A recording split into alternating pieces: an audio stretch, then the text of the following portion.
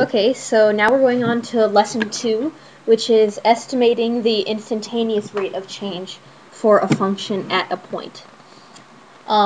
So the derivative of f at a is written as f prime of a, and it is defined to be the instantaneous rate of change of the function f at the value x equals a. So basically what this means is the derivative of a point a is the instantaneous rate of change. So at that point, what is it changing exactly? Now, right now we're not going to be able to find exactly what the change is, but we are going to be estimating it. And we do that by using smaller intervals. Like if you go back to our last lesson, when we used this right up here, the average rate of change general form, it's a big interval. It's, for this example, it's -2 to 2.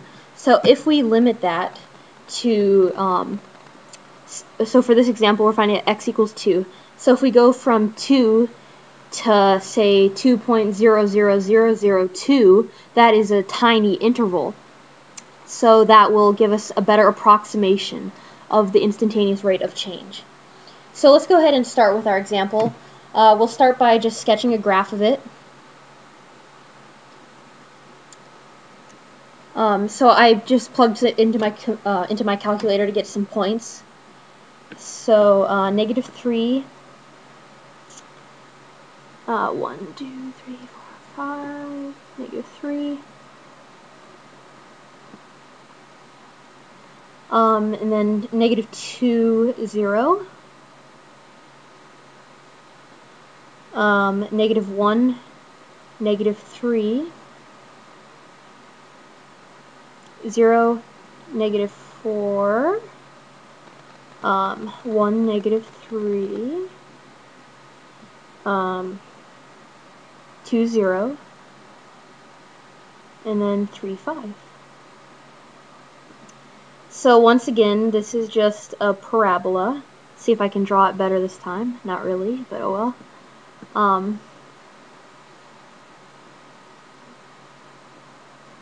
So there's our graph of this function right here.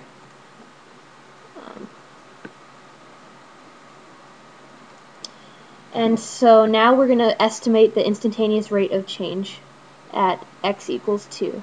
So x equals 2 is that point right there. So we are finding the slope of the tangent line.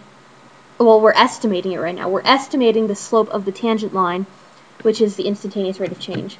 The tangent line, if you recall, is when we just have one point, and it's that right there.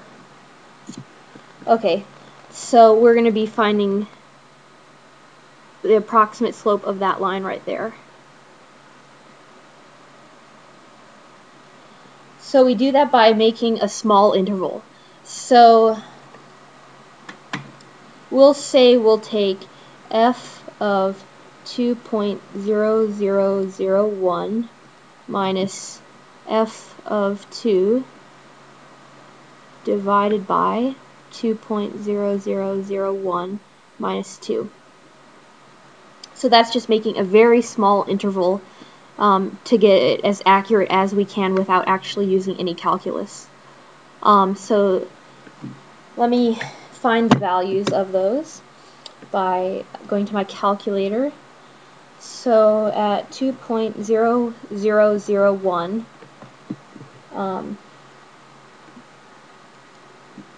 we get 2.0001 squared minus 4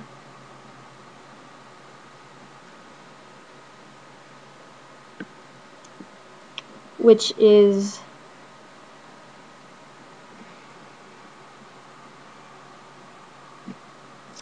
so when you plug it into the calculator, I'm going to write it up here, you get 4.0001 e negative 4. So what that means is you would move the decimal point over 4. So we'll put some zeros here to show. So 1, 2, 3, 4, which, so it really equals 0.00040001.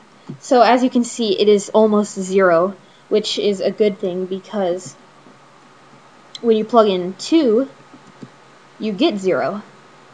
So we get 0.00040001 minus 0 divided by 2.001. Oops, I missed a 0. Minus 2. And with that you get minus 0 divided by 2.0001 minus 2. You get approximately 4.0001. So the slope, the estimated instantaneous rate of change of this line, so the slope of this tangent line, is approximately 4, we'll say. So that is how you estimate the instantaneous rate of change. You are basically using the average rate of change formula, except you are limiting the interval of which you are finding the rate of change. So in our next lesson, we will be graphing, so we're not going to be able to find the exact derivatives yet. We're going to be graphing some of them by using properties that we know. But pretty soon we'll be able to tell whether this is close to the answer or not. But this is just an estimate. This is not the exact instantaneous rate of change. To find the exact, we need to be able to use properties, in this case the power property, to find the derivative and then plug into the derivative function. But next we will be sketching graphs of derivatives given graphs of the base function. If you have any questions, feel free to leave a comment or message me or whatever.